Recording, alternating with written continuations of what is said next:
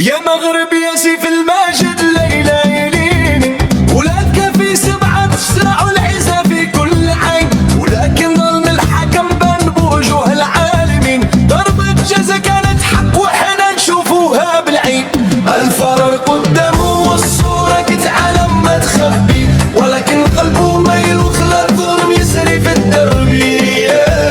وفي آخر دقيقة يتسجل هدف باليد اليسرى، والكرة تصيح هذا ما هو كرة، هذا جرو قهرة.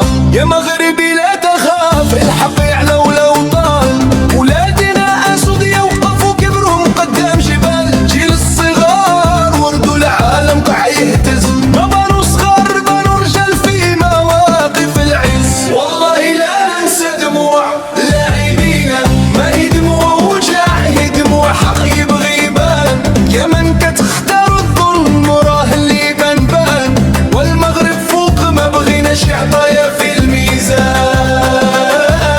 يا ولد بلادي زيد رفع الصوت، والحق ما يموت والظلم يدوس في الغيمات، وهي أسود نبقى واقفين وحنا جيل يرفع راية المغرب في كل ماتن. هذه البرازيل ولا ميدان الحيل، الحق بين لاعبين ما يطوقهم لا ذل ولا وبيل. وغادي نرجعوا وغادي نقيفوا، والعالم يسمع صوتنا يكبر ويقوم. المغرب ما ينظلم وحقه يفوز يوم، والله لو يطفوا نورنا وغدو نبغى عروم، ولو يسرقوا فرحة ولادنا نرجعوها بصوت الحقوق.